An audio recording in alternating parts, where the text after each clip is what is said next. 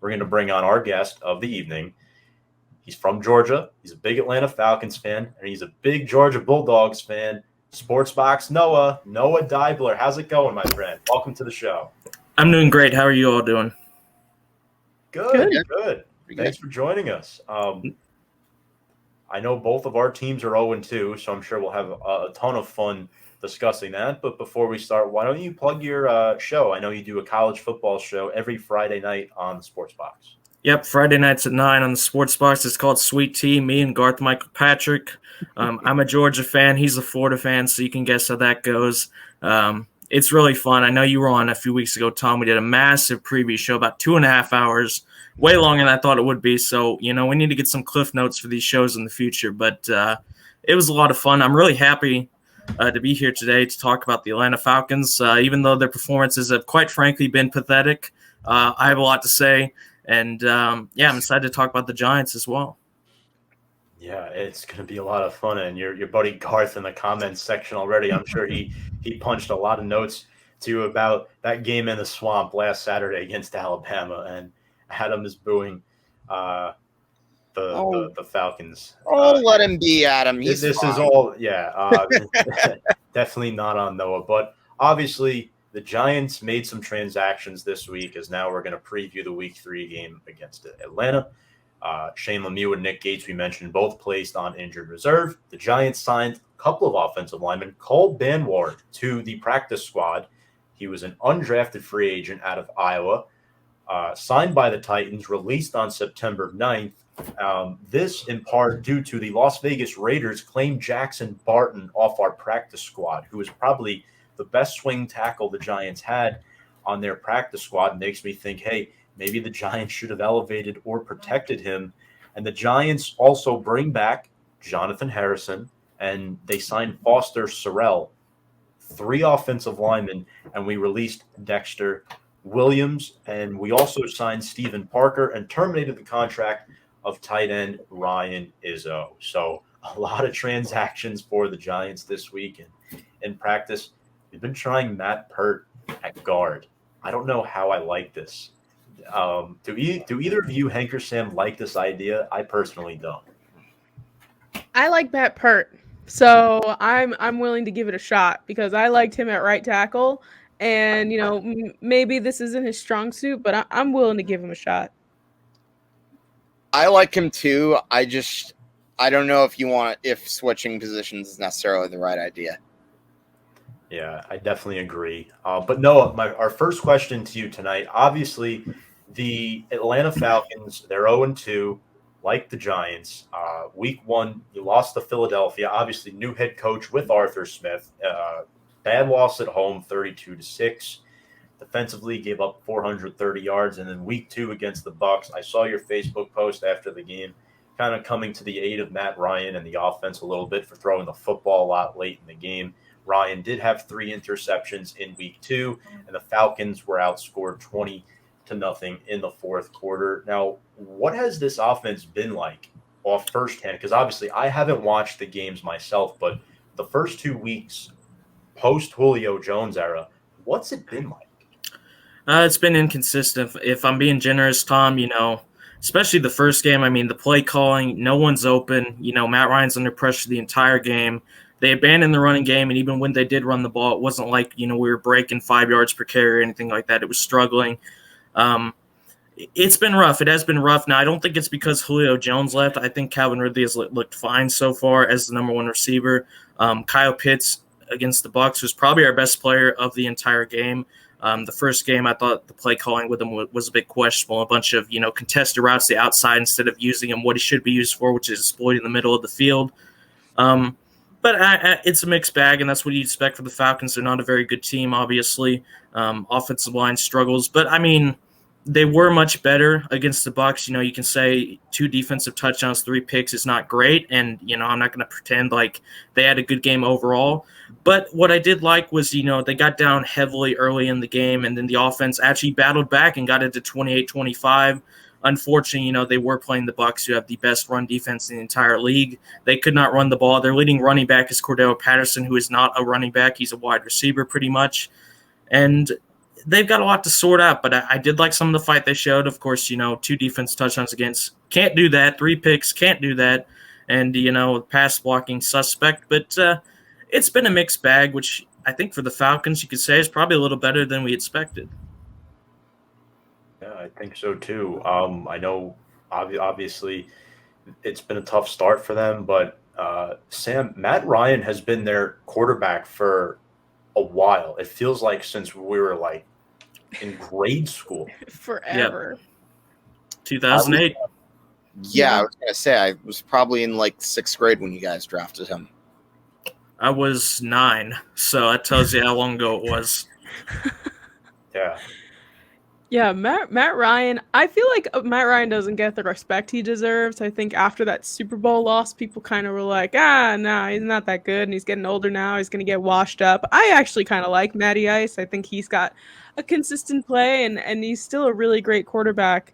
But since he is kind of on this opposite side of 30 here and a little bit of an older quarterback, how much longer do you think Matt Ryan has with this team before he finally decides to call it quits? It's a tough call because he is 36 now. He's getting on up there in age, and I've said this consistently, Matt Ryan. I don't think he's ever been the problem. I think people that say that don't watch the games, or they're Michael Vick fans in our fan base who just they have just always hated him. They think Michael Vick was this great quarterback, completed 56% of his passes, but that's neither here nor there. Speaking about the Super Bowl in specific, I thought he was fantastic. He's one of the main reasons we were even in the game. And our defense. Absolutely. They couldn't hold late. The play calling was suspect. But I've never had an issue with Matt Ryan.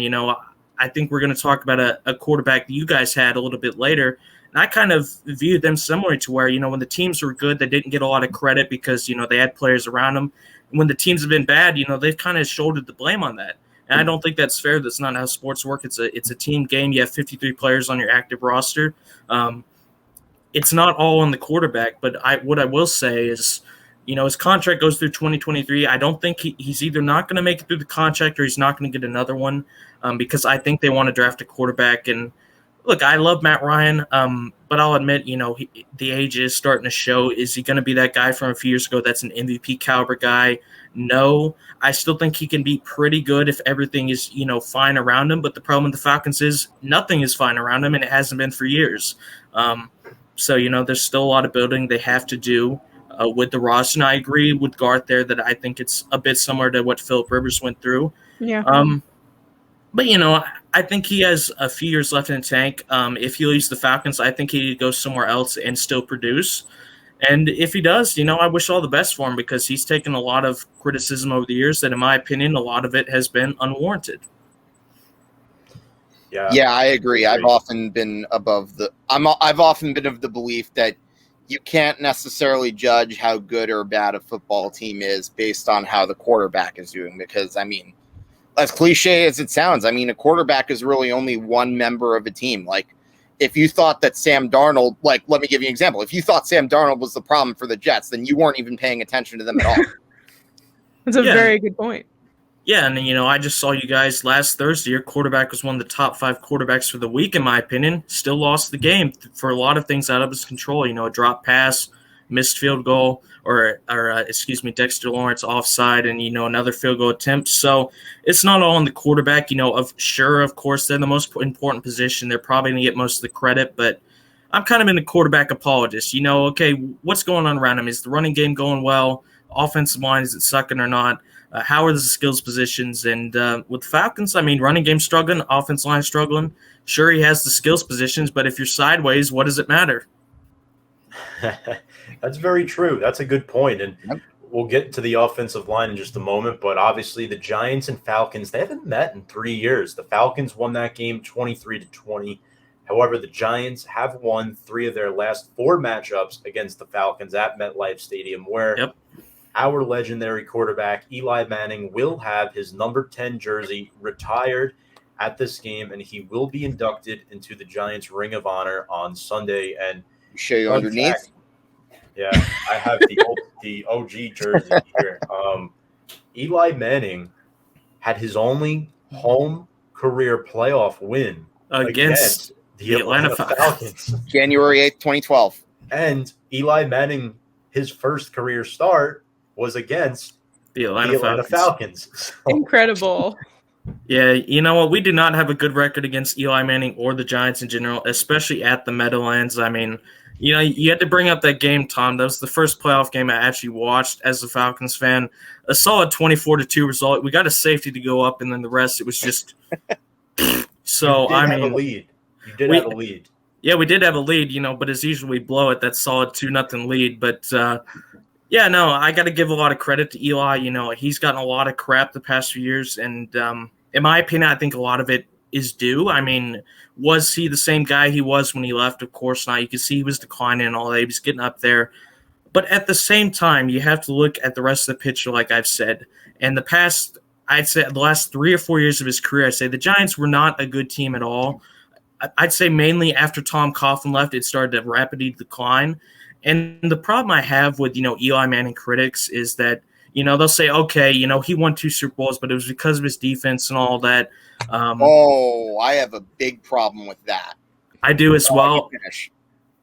The problem I have with it is, you know, okay, sure, they had solid defenses, but if you look at the defensive ranks, the Patriots, yardage-wise and points-wise, I believe were actually better than Giants both of those seasons. And if you look at the statistics, Eli Manning outplayed Tom Brady in both of those Super Bowls. He made 2 of the greatest plays I've ever seen in Super Bowl history. The first one, the Tyree catch, you know, haters will say, oh, it's a lucky catch. You know, he stuck to his helmet. The thing a lot of people don't mention is that he broke 2 or 3 sacks on that play to deliver an accurate pass downfield. And go ahead. No, go ahead. And in the second Super Bowl, he made one of the greatest throws I have ever seen to Mario Manningham on a game-winning touchdown drive where Ahmad Bradshaw tried to stop going in, but he scored. He was phenomenal in those Super Bowls. He won 2 Super Bowl MVPs, and I mean, let's be honest, a guy wins 2 Super Bowl MVPs. He's top 10 in basically every career passing metric that has ever existed. You know, the past few years of his career, he had terrible teams, and let's be honest, he shouldered a lot of blame for that. And, you know, people don't want to give him credit when they won. They gave him all the blame when they lost, and I don't think that's fair. And if people don't want to say he's not a Hall of Famer, that's their right. I would agree. It's probably debatable. But in my opinion, and just my opinion, you cannot tell the story of the NFL without Eli Manning. So in my opinion, he is a Hall of Famer. Not going to say he's first ballot, but he is a Hall of Famer. Okay, I was going to add to your point. He not only is top 10 in a few passing categories, he has pretty much nearly every single franchise record in Giants history too. And to expand your point that I made, I can't tell you how pissed off I get. And every time someone goes up to me and said, oh, your defense carried Eli Manning to 2 Super Bowl wins. No, BS. If you look at the 2011 season, besides just the Super Bowl, half the wins that we had were 4th quarter comebacks. Do you know what that's called? That's called a franchise quarterback carrying his team. And guess what? If they had, forget the playoffs, if they had lost any one of those regular season games, we would not have even been in the playoffs whatsoever. And in other words, if Eli Manning wasn't on the Giants in 2011, you think they win that Super Bowl? Heck no. And, you know, I said something about you can't always judge a team by how good or bad his quarterback is, or you can't judge a quarterback. Well, let's say this. Tom and I have said multiple times through text when watching Giants that Eli Manning never failed the Giants. The Giants failed Eli Manning. And if you want to look no further, just take a look at Jerry Reach's awful track record, because that guy ran the Giants into the ground. And yeah, I mean, not to mention his turnovers, some of those were tip balls. So yeah. I will never. I hate when people try to tell me, "Oh, Eli was not a Hall of Famer." No, he did exactly what you want a franchise quarterback to do. Exactly what you want a franchise quarterback to do. And I will take any quarterback who misses all but one game in a span of 10, 11, 12 years. I like to pretend that missed game never happened. Screw you, Ben Mac. That's all I got to say. Yeah, I mean, you know, this incredible Super Bowl winning Giants teams that I believe went 9-7 in both those regular seasons, you know, those absolute powerhouse teams that they had, playing one of the greatest teams in NFL history, the New England Patriots. Number 1 receiver, Randy Moss. Eli Manning's number 1 receiver is Plaxico Burress, who's a good receiver, but he's no Randy Moss, and True.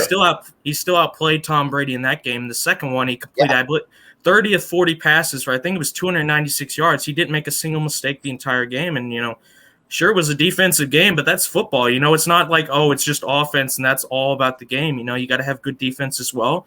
And, I got to give a lot of credit to those Giants. Were they the remarkable team that season, went 13-3? No, but when it matters the most, they got it done, and that's really all that matters. And Eli Manning was a large part of that. Right. And another thing I like to bring up with regards to Eli, my favorite Eli memory was him getting back up every time he kept getting hit again in the 49ers game the week before that. Trust me, I can go on about the 2007-2011 season. I remember those years better than what I had for breakfast. On. The Giants, they did go 10-6 in 2007, but Noah, you're right. They did go 9-7 in 2011. Keys to the game for this game against the Falcons. Obviously, I think they have to pressure Matt Ryan. That's going to be key. We have not pressured either of these two. Teddy Bridgewater picked us to pieces, and we saw what Taylor Heineke did on Thursday Night Football. Azeez Ojulari, Leonard Williams, Dexter Lawrence, Lorenzo Carter are the four players that I'm really looking at saying need to step it up. The Falcons have a decent O-line who is probably underperforming right now, Noah. Two solid tackles in Jake Matthews and Caleb McGarry. You drafted Matt Hennessy a year ago, drafted Jalen Mayfield this year, who slipped to the third round. Chris Lindstrom's a former first-round pick, Hank. The Falcons, Hank, they don't have a bad offensive line. No, they didn't, and it seems to me the Falcons have really been focusing on developing that offensive line to be one of their strong points this year. And how do you feel about this unit going into the season? It's really tough because the unit is very young. I mean, you look at where everyone has been drafted. You mentioned McGarry, Chris Lindstrom as well, first-round picks in 2019. At the center position, we have another really young guy there as well. Jake Matthews is really the only veteran on that team, and even then, I mean, he was drafted back in 2014, so it's not like he's 35 years old or anything. It's really tough because I think they've invested a lot in the offensive line in the draft, and I have to give them credit for that. I just think the players need to develop, to be honest with you. They've been okay, but there have been times where they've been really shaken, showing their inexperience and stuff like that. And especially with Lindstrom and McGarry, they've also battled a couple of injuries. And when they're out, that's not great as well. We had Jalen Mayfield starting at left guard because their starting left guard, Josh Andrews, has been injured, and you can tell he's not ready. And two young centers as well, and Drew Dahlman. So it's really tough. I do like what they've done with the picks. I just think, that they have to improve and develop. And, whether that's on the players themselves, I don't think it is. I think it's probably more the coaching. I've never been a fan of our coaching for a long time. I just give them time, but I'm not surprised at all that, they struggle every now and then because it's a very inexperienced unit. Our veterans like Alex Mack, from that Super Bowl team, Chris Chester, left guard Andy Levici, they're all gone. And you replace them with a bunch of, rookie, second-year, third-year players. They're going to have some growing pains. You have to accept that. And so I'm very patient with them. Obviously it's very frustrating in the middle of the game. When guys getting pressured every other play, sure, it's frustrating, but I understand it. They're young guys. At least it's not like they're veterans out there, struggling. They need to develop. Sam, what's one of your keys to the game for the Giants on Sunday? For the Giants, I think that the most important thing that needs to be done is because this defense does have some holes in it, and it is maybe not – I mean, we've played two very good defenses the past few weeks, and seeing them go up against a defense that isn't as strong, capitalizing on that, capitalizing on a weakened secondary to get the ball down the field – it is what I think the Falcons are going to try and jump on, the fact that Nick Gates isn't playing and that our offensive line is weak. So they're going to push on that. Daniel Jones needs to get the ball down the field to the weakened secondary in order for us to perform well, I think, in this game. So that's going to be the most important thing, is to see how they end up playing against, if they play strong against a less defined defense, then it's going to be like, okay, maybe this offense is what we thought it was going to be. And that's what's going to be really important. So definitely capitalizing on especially that secondary, because I know that you guys had AJ Terrell is one of your corners that I think he got a concussion last week. So I don't know if he's playing or not this week. Yeah, it's really tough because he is actually one of our best players. We'll see what happens with that. But Yeah, you're right. I think this game, in my opinion at least, it has all the makings of an offensive shootout. Because let's be honest, you guys are talking about injuries to the O-line. You could put Tom out there at left guard, and he'd be perfectly fine against our defensive line. It is really a liability for us. And going back to the game you guys were talking about earlier with Washington, that's a team I think we need to imitate on our defense, because when you look at Washington's defense, in the secondary, in the linebackers, they have some solid players. But when you look at it, do they have guys out there like a prime Deion Sanders or a prime Lawrence Taylor? No. Where their defense is really elite is the defensive line. They have invested 4 first-round picks in the defensive line, and the Falcons have not done that for several years. The last first-round pick they used on the defensive lineman, if I remember right, is DeCaris McKinley, who is no longer on the team. The one before that was Vic Beasley, who had one great season but was a bust. And other than that, I mean, Grady Jarrett was a 5th-round pick. They got very lucky with that one, but it needs a lot of investment. And, if we can't pressure Daniel Jones, and one thing I will say about Daniel Jones as well, similar to what we faced with Jalen Hurts in week 1, he's very mobile. So, the few times we got pressure on Jalen Hurts, he could scramble out of the pocket and make some big plays. I remember they got a touchdown right before the half because we couldn't sack him. Dallas Goedert was open. That's a key momentum stage in the game. So I think Daniel Jones will be a playmaker this game, because even if we do get to him, he can roll out of the pocket. I also look at you guys, and even though, you may not be the best team on paper, I look at your skills positions and say, this team has some really good weapons. Now, I know Saquon Barkley is, coming off that ACL tear. He's looked probably a little slow to start, and I don't know. I'm sure the offensive line hasn't done him a ton of favors as well. But at wide receiver, Kenny Galladay, I loved in Detroit. If you can put 1,200 yards on Detroit, you can be a good player anywhere. Darius Slayton, I know he had that big drop, but I loved him in college. I liked what I've seen from him in the first few seasons. And Sterling Shepard, he's been there for a few years. One guy I saw last week, I didn't know a lot about him before, Caden Smith as well at tight end, I thought was pretty solid for you guys. So, if you can get a couple key third down catches, 3 or 4 catches for you guys, that'll be key for us as well. We need to score points, because I think you guys have a lot of enough weapons on offense to put points up on us. Tom Brady, 44-year-old geriatric Tom Brady threw 5 touchdowns on us, no problem. So we need to match you guys offensively. And I know your defense has struggled to start this season, but it was a good unit last year. Key matchup for me, Calvin Ridley versus James Bradberry. Who will win that matchup? The main thing I remember James Bradberry for was being the guy that was covering Julio Jones when he got 300 yards against the Panthers. So if we get something, even half that, that'd be great. But he's a very good corner. It'll be tough. Got to keep an eye as well on my boy Azeez Ojulari on the D line. If he sacks Matt Ryan, I'm going to be kind of pissed. But, low-key on the inside, I'd be like, okay, at least it's him. It's going to be a good matchup. Whatever the over-under is, take the over. That's what I always say with the Falcons. Take the over. A lot of points. It's going to go right down to the wire. Yeah, we got a lot of Bulldogs on our defense. We got Tay Crowder, we got Lorenzo Carter, we got Azeez Ojulari. So we got a lot of Georgia Bulldogs on our defense. I think both teams need to focus on winning the turnover battle, because last week the Giants had 0 turnovers but lost the game. The Giants won time of possession but lost the game. So both teams need to get off the field on 3rd down. You're not stressed that enough. Both teams need to establish a run, because last week, I'm looking at Barkley's numbers. They were inflated. Yes, 13 rushes for 57 yards. That's not awful, but 41 of those yards came on a single run. Yep. You take that away, he had 12 rushes for 16 yards. Yeah, I know the Falcons don't have a good defense, but this is a new look interior O-line for the Giants. And, I'll be honest with you, Noah. Before a couple days ago, outside of Grady Jarrett, I don't know who anybody is on this defense. Deion Jones has given up over 100 receiving yards and 2 touchdowns in the first 2 games. Oluwakun, I think his name is.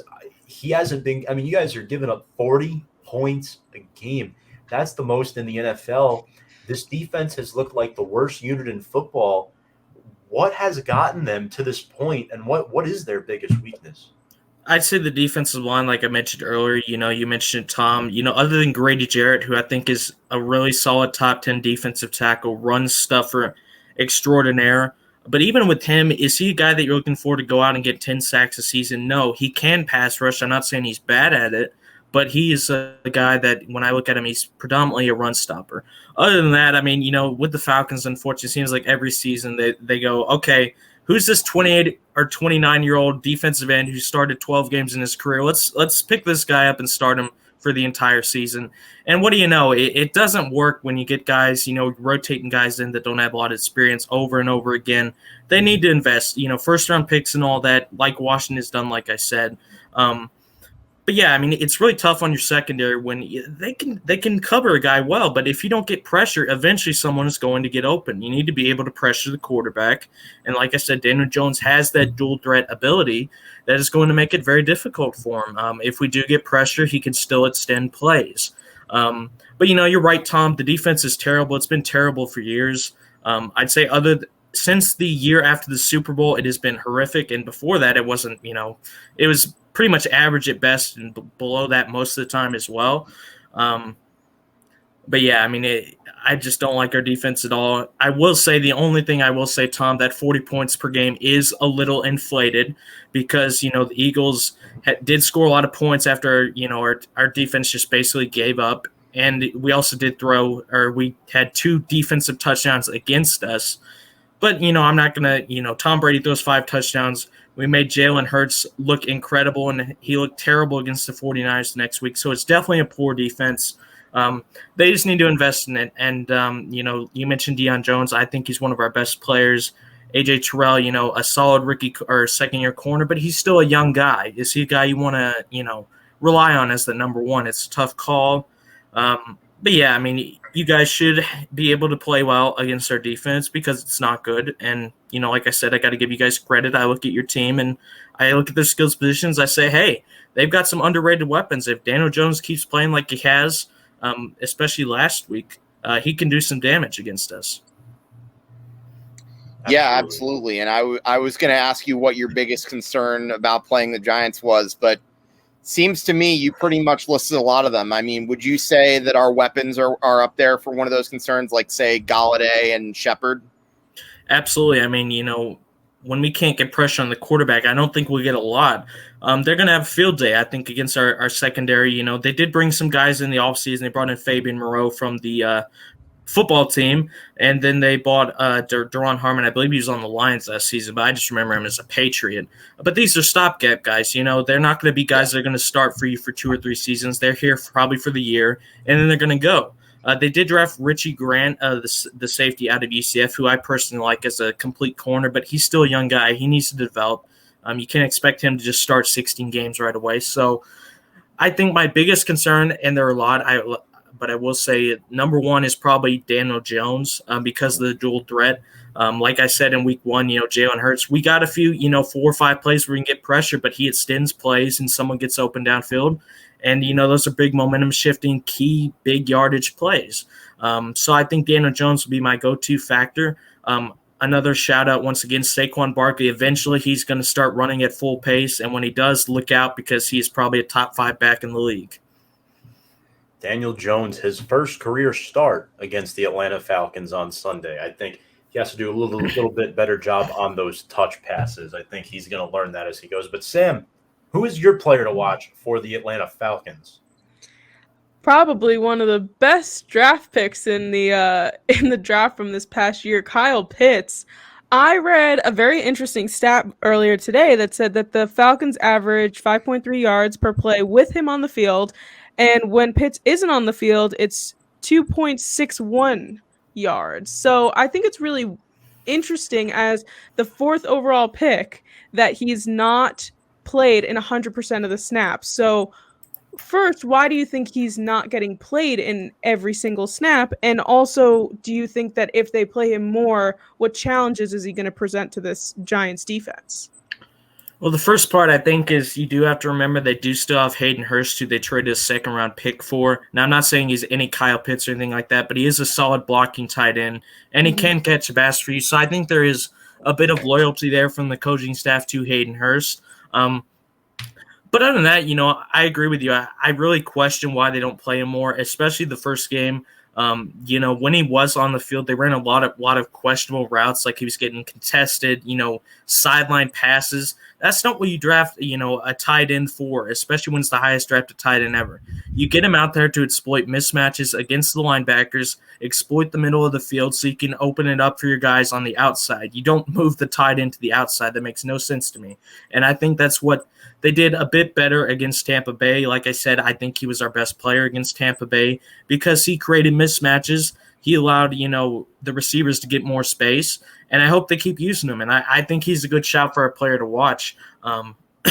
Look, he was the best player in the draft. A lot of people said, I'm not saying I believe that, but I did see some say that. He was the best player available at number 4, but he still has a lot of pressure on him. He's the highest drafted tight end ever, and it's really not even close. So, he's going to have the microscope on him the entire season from the entire NFL.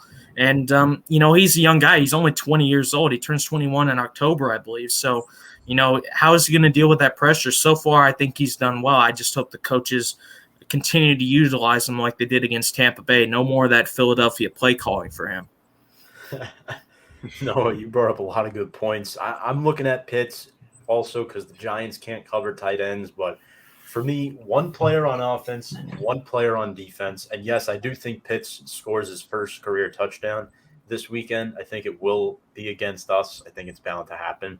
But for me, it's Calvin Ridley, right? The Giants are talking about Kenny Golladay. They're like, wake up. You're waiting to break out. Well, the Falcons are doing the same thing with Calvin Ridley. I think he's on deck to erupt. Is going up against James Bradbury concerning? Of course it is. But you're always going to draw CB1 attention, and a lot of teams have a good CB1. That's just how it is. The good defenses also have a good CB2, and that's where the Giants present with Dory Jackson. A lot of defenses don't have a good CB2, but the Giants are lucky to have one. I think right now our CB2 is outperforming our CB1, which makes me worried about Calvin Ridley, a guy who has 27 career touchdowns, entering just with 27. Saw what Scary Terry did to us last week.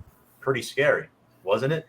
No pun intended. But Calvin Ridley, I'm concerned he's going to do the same thing. And then we talked about him before, Grady Jarrett, solid player on the interior who the Giants could struggle with. We lost Gatesy.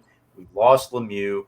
Jarrett has had at least 4 sacks in each of his last 4 seasons. So those are the 2 players that I'm looking at. And Billy Price, Ben Bredesen, you better be ready. Yeah, no, those are definitely 2 great picks, Tom. For me, on offense, I think Calvin Ridley is a great pick. A lot of people, from outside fans or outside fan bases are saying, can he be a number 1 receiver? The thing they don't look at is he was our number 1 receiver last season when Julio Jones was injured half the year. And if you look at his stats those games, without Julio Jones, multiple 100-yard games. He had a 160-yard game as well. I think it might have actually been Tampa Bay that he had that against. So he's shown he can be a number 1. I think he's looked fine to start this season, but I am looking for that trademark game from him. For me, I'm probably going to go with Mike Davis just because we need to establish the running game. It's what we've sorely lacked for the past few years.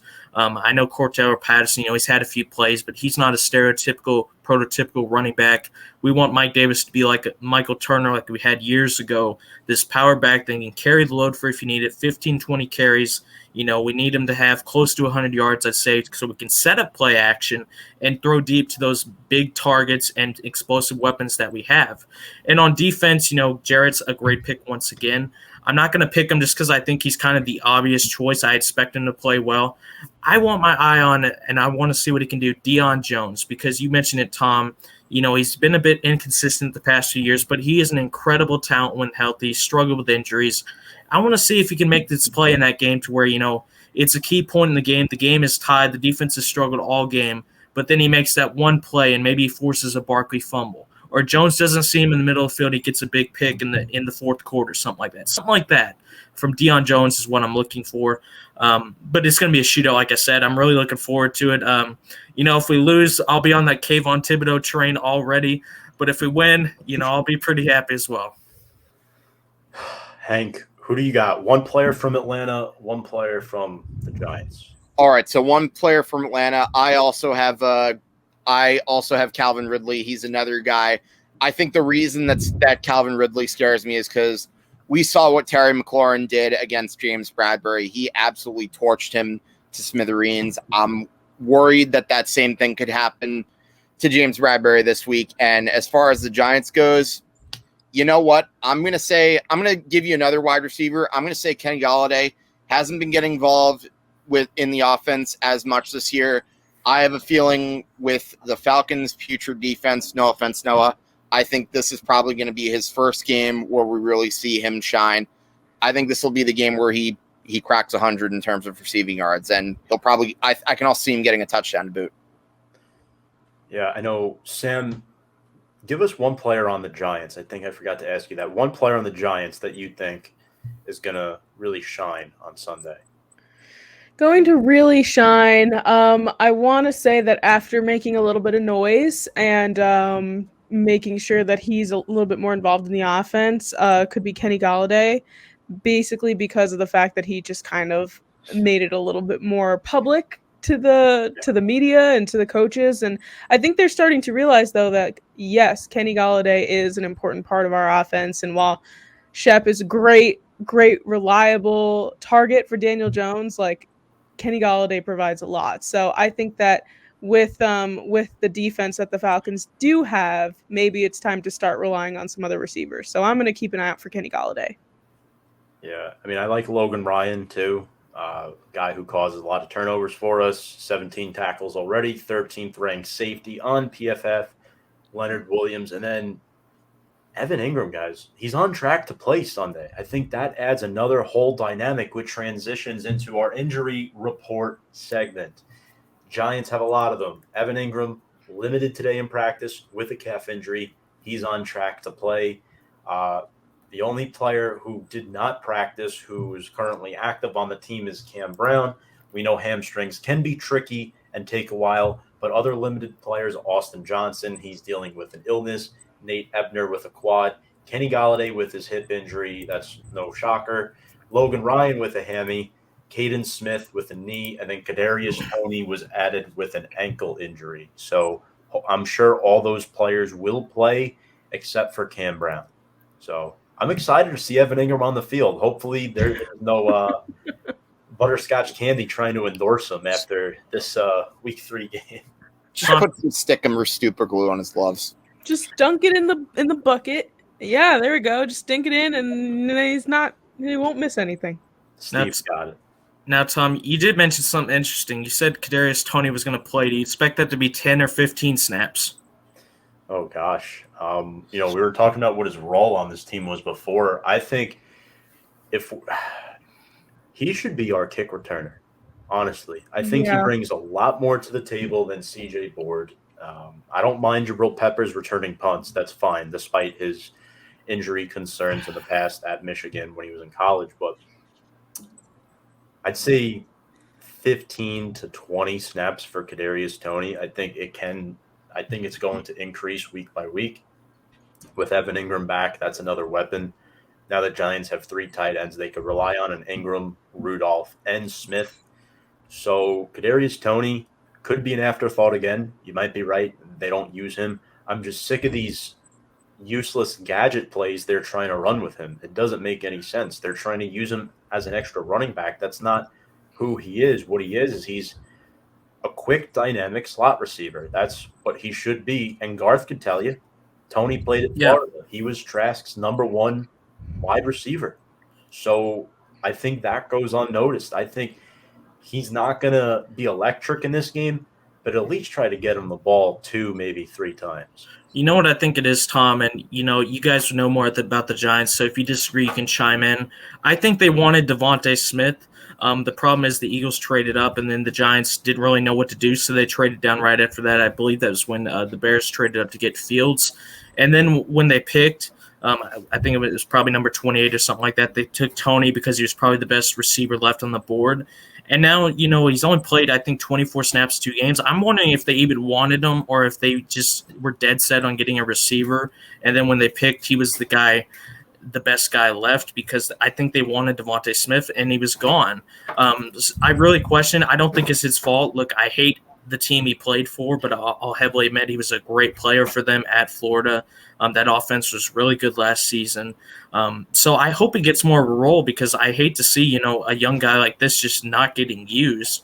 If you're going to take a guy in the first round, take him. I mean, what's the point of keeping him on the bench the whole game? But real quick, since we're on injuries, I think it was Sam that mentioned it earlier. AJ Terrell with that concussion, I think he'll play, but he has not practiced this week as well. The only other major one, luckily we haven't had a lot of injuries. Russell Gage, who is our number 2 receiver, has not practiced this week as well. I think he'll play as well. The only other guy on our injury report right now is Frank Darby, who barely plays because he's a 6th-round wide receiver. Yeah, so those 3 were the only ones I had for Atlanta as well. And then looking at Atlanta's schedule coming up, even if they drop, let's just say they lose this game, they drop to 0-3. You're home against Washington, winnable game, even though you probably won't be favored. Then you're home against the Jets. I mean, at worst, that'll be Atlanta's first win. And then you're home against Carolina. Divisional games are always tough. So at this time, I mean, we're going to predict this game. Obviously, Matt Ryan has not led the Falcons to a winning season since 2017 for the Giants. It's been since 2016. Noah, as the guest, I'm going to start with you. Give me your prediction for this game and a final score if you have. It's really tough. When I looked at the first 5 games before the year, I thought, hey, we got some winnable games here. And then week 1, they just go out and get absolutely belly-whomped by the Philadelphia Eagles, who I still don't think are a very good team. And, it sets your expectations back again. And when I look at the New York Giants, I didn't watch your first game, but I saw you guys had a lead in that game for, probably the first quarter and a half. And I don't know what happened the second half. It looked like it just fell apart. And the second game, I mean, you guys should have won that game. You just straight up lost that game. A ton of key plays that perfectly went in Washington's favor. In my opinion, I don't think you're an 0-2 team. And I have to give you credit as well. You started last season poorly, but then to go down the stretch, you guys were really good and actually surprisingly competing for the division. So I personally like Joe Judge as a coach. I think he's gonna get that team defensively and disciplined, defensively sound. But I think it's gonna be a shootout, like I said. Like I did say, we do not have the greatest record in the Meadowlands, but in my opinion, bad streaks are meant to be broken. So on that, I'm going to pick the Atlanta Falcons to win a close game by a field goal. Going to be a ton of points. I'm going to say 38-35 Atlanta. Ooh. Wow, that is a lot of points. You weren't kidding when you said take the over. Wow. Yep. Sam, I'll let you go next. Who do you got? I agree with the fact that I believe it's going to be a shootout.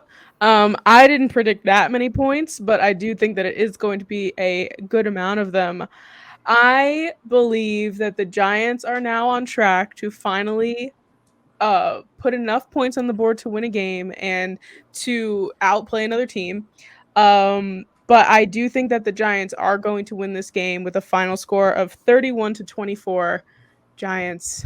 Hope it happens because I think this is one of the most important games for both of these teams because a team that starts 0-3, we're most likely not going to see them in the postseason. So I'm hoping that this is a game that the Giants win. However, Atlanta Falcons, Matty Ice, Calvin Ridley, they are not going to go down without a fight. So it's going to be an interesting watch.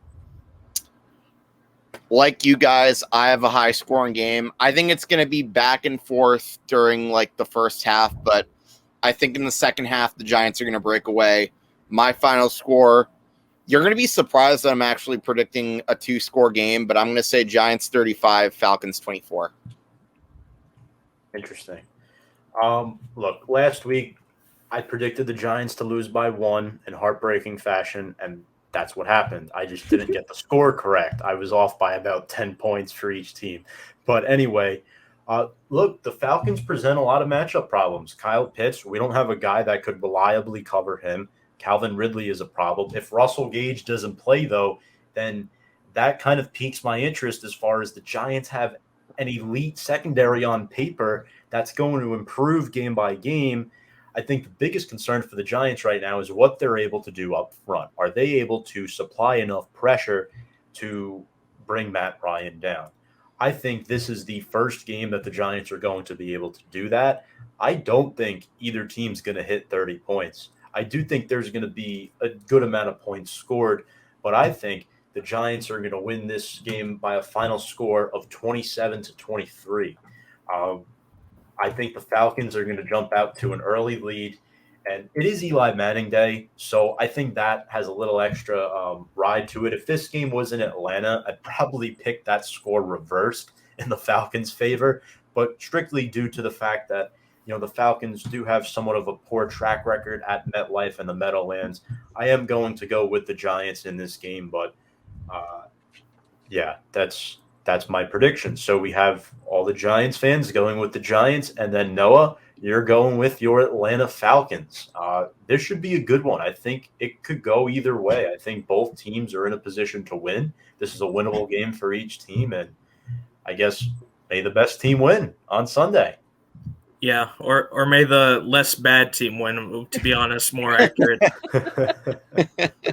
Indeed.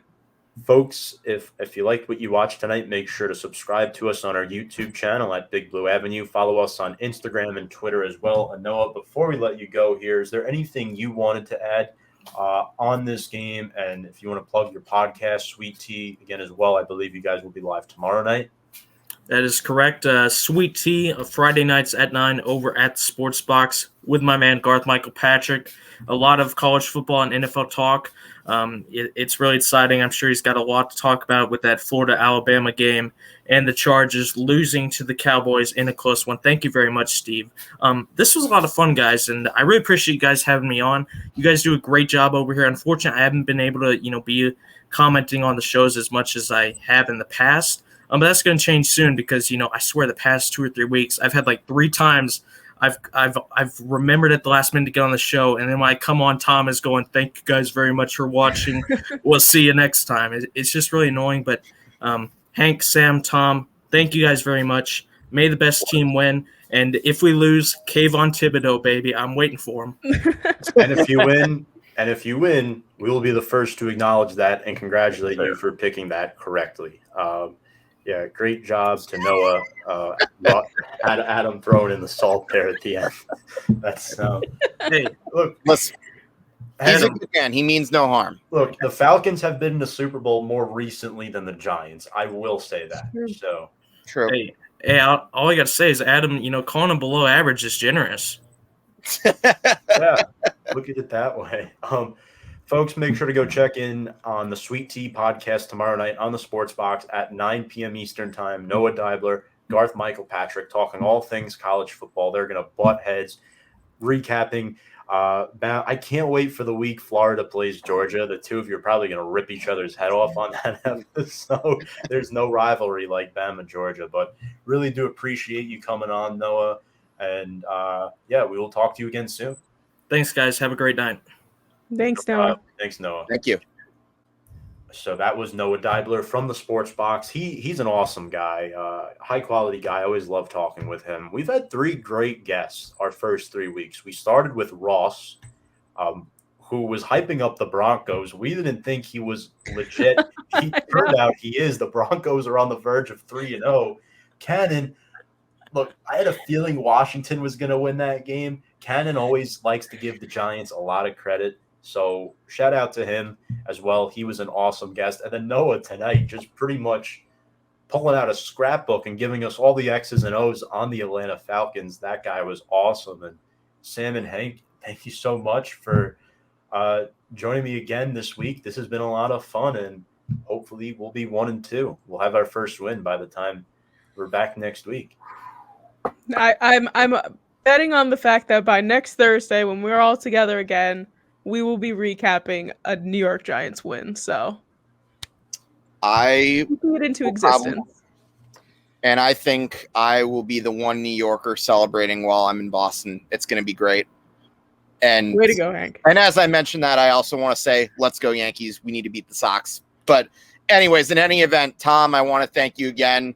Always a pleasure talking to the both of you.